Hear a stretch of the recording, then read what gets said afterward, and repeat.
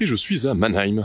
Donc déjà avant de commencer, les retours sur mes 2 premières vidéos sur le burn-out ont été absolument incroyables. Donc merci, merci beaucoup. Là je vais faire une petite pause en fait dans les vidéos sur le burn-out, tout simplement parce qu'il faut aussi que je pense à soigner le mien. Et pour moi un excellent remède contre le burn-out, c'est le voyage. Ça permet de changer les idées, ça permet de se vider la tête, ça permet de voir de nouvelles choses. Et pour moi en tout cas, c'est un peu comme si je laissais mon burn-out à la maison quand je voyage. En tout cas, ça l'a fait la dernière fois et j'espère aussi que ce sera le cas cette fois-ci.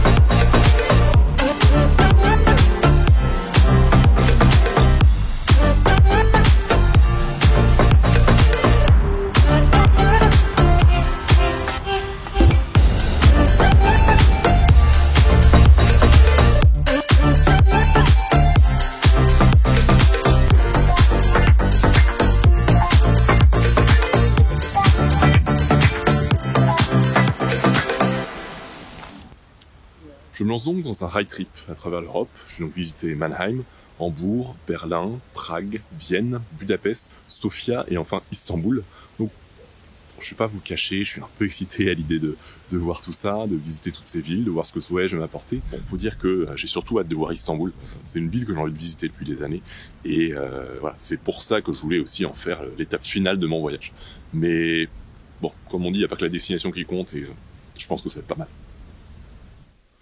Pendant le voyage, je me suis fixé un défi qui est en fait de réaliser une vidéo dans chacune des villes que je vais visiter, des vidéos de développement personnel, donc n'auront pas de lien direct forcément avec le burn-out comme mes vidéos précédentes, mais bon, le développement personnel et la lutte contre le burn-out étant assez connexes, il y aura la plupart du temps un lien avec les symptômes du burn-out, les causes du burn-out, les moyens de s'en sortir.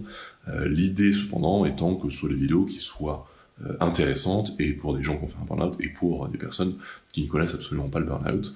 Et tant qu'à faire, autant joindre l'utile à l'agréable, c'est-à-dire que je vous ferai aussi visiter les différentes villes que je traverse. Pourquoi ce défi ? Parce que, déjà, dans la montée de la pente après un burn-out, c'est bien de se donner des petits challenges de temps en temps. Parce que j'ai envie d'explorer de nouveaux formats, de nouveaux sujets, quelque part entre la vidéo de voyage et les vidéos sur le burn-out. J'ai envie d'explorer une nouvelle manière de créer aussi.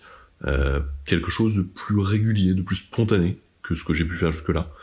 Et puis juste, je suis en voyage et j'ai envie de partager aussi ce que je vais voir, ce que je vais vivre, tous les monuments, les gens, les histoires, voilà, donc j'ai envie de partager aussi un peu tout ça.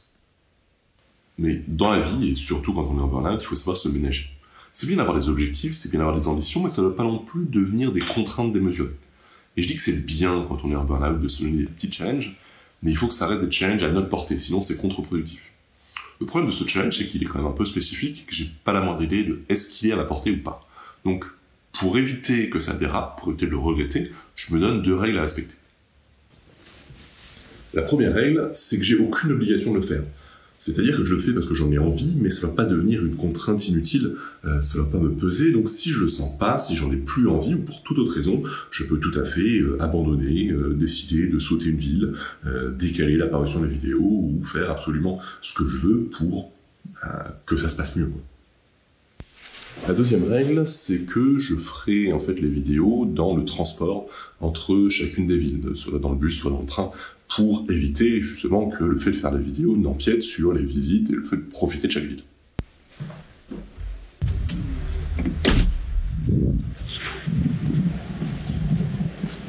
Si je dis que c'est un défi fou, c'est parce qu'en fait, je vais devoir faire tout en 4 heures, quasiment pour chaque vidéo. Sélectionner les images, la musique, faire le montage, le mixage, l'étalonnage, l'image de couverture. Tout ça, je mets les jours d'habitude. Là, je vais devoir le faire en 4 heures. Et je vais devoir sortir plusieurs vidéos par semaine, ce qui est loin du rythme habituel. Donc voilà, c'est un vrai défi. Mais en attendant, on va voir comment ça va se passer, quoi. Je ne me mets pas de pression. Et comme vous êtes en train de regarder la première vidéo, ça veut dire que j'ai fini. Donc ça, en soi, c'est déjà une réussite. Mais bon, assez parlé de moi, on peut commencer la visite. Si je vous dis château d'eau, vous pensez à quoi? Parce que moi je pense à un vieux truc gris et moche. À Mannheim, le château d'eau, il ressemble à ça.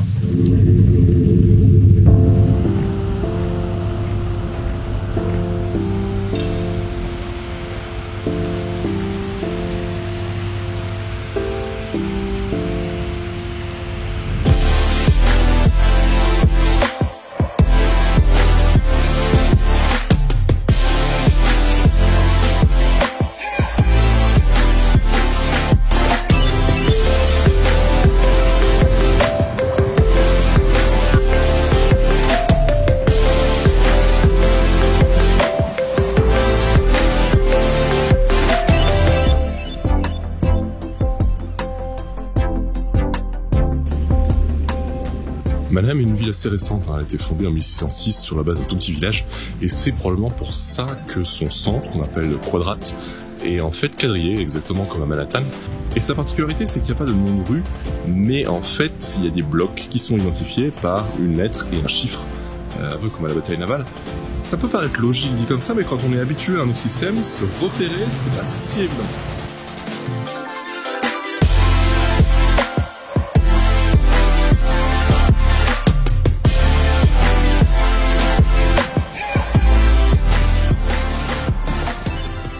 Située à 100 km environ au nord-est de Strasbourg, Mannheim est une ville essentiellement industrielle, avec un palmarès plutôt pas mal, puisque certains des premiers vélos, certains des premiers tracteurs ont été inventés là, mais c'est aussi et surtout là que Karl Benz a inventé la première voiture.